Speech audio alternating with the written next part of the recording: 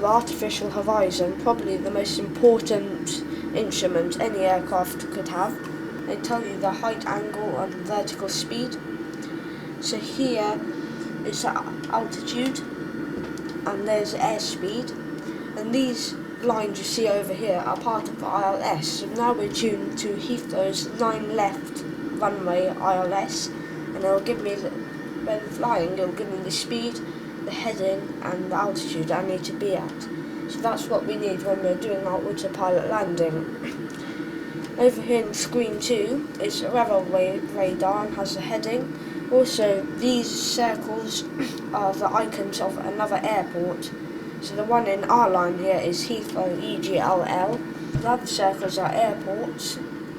The hexagons are the NDBs, the non-directional beacons. No one uses them any longer. Over there, the moving dot you can see is another aircraft. Is there anyone? Where is it? Yeah, there. And it will show us the height it's travelling at. So that's 47 times 10, 49 times 1,000. It's about 5,100 feet above where we are now. So also these circles over here are the VORs, the very high frequency omnidirectional, which we do sometimes we use today. It's a squawk, so ATC will tell you a squawk number that you need to put in so they can keep track of you. And here is a flight management computer which we will be using later on in our flight. This is a vertical speed but in an instrument, and that's the altimeter, also in an instrument. That's the autopilot button, so this artificial horizon is a spare one just in case that one fails. And that one, so when the autopilot is on, these two lines will come together to make a cross just at the centre there. So every time you turn the heading, it will move to the left and show you that the plane will be turning to the left. FIS. Here you can change the screens to monitor the engines. And this one over here monitors the flap. 201 stop for an A320 is what we need for takeoff. It will show you the engine rates to full throttle. If we change the screen here, it will keep the flaps there and it will do our fuel and how much fuel there's left in each tanks. Just shows the controls and how much is being used.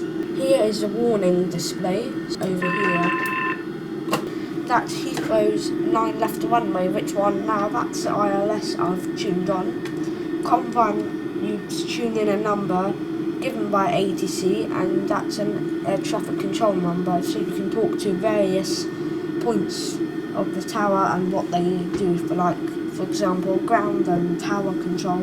COM2 and ADF2 are all backups for these ones in case they fail, and this button just tunes a number, and this switch button switches over a number. So to the autopilot area, yes, you can change the airspeed. So over here we've got the altitude hold. I'm going to arm the localizer, and the heading, the adjustments will all be done by it. To put on is a glide scope. Put the autopilot on, full gears, flaps and the localizer and glide scope. So now it's I cannot see a thing, so I'm going to monitor the aircraft, what it's doing. You can see now that the glide scope and the localizer are working together. The vertical speed is the angle of attack you would want to reach that altitude. So right now it's on minus 400. Minus numbers are going down. We're on our way down to Heathrow. We're almost touching down. We're descending smoothly. And in a minute we should see the runway.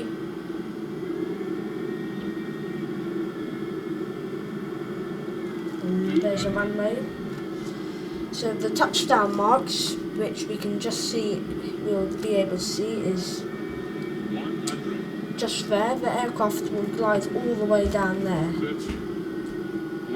So it's going to disconnect us in a minute. I'm going to open the flare out. Full reverse thrust, rudder to control the crosswind effects. And while I'm slowing down. I might put the brakes on, but in this case it's not needed. I'm going to taxi the aircraft into the gate. So I'm going to stop the plane here just for now, and then onto our flight management computer, EGLF, that's Farnborough's ICACO code. So now it knows that it's Farnborough, but now we're going to focus on Farnborough and our approach. So you can see that I've set up the aircraft on approach to Farnborough, that's 3 nautical miles away. This you can see here is the glide scope path. So, and also here on Farnborough, that's a glide scope, the descending rate that you need to take when landing, all manual controlled and without the autopilot. So on the approach you'll see that it starts with crosswind. We'll put the gears and full flaps down while keeping a hand on the throttle. While approaching to the runway, we keep the aircraft travelling like that, and until touchdown we use the rudder to straighten it up just before we put the reverse thrust on. I find it easier that we put the reverse thrust on first, then do the rudder, because usually it causes one of the wings to go up. Probably the most important thing you need to use while on a crosswind landing approach is the rudder and the ailerons. You've got to keep a good use of them as well as elevators, and there's also a bit of turbulence here, but if you just leave the aircraft to do what it wants and keep it straight, This is not autopilot? No, it's not autopilot. So just about 122 miles per hour, and we're aiming for the touchdown marks there. We're just flaring up.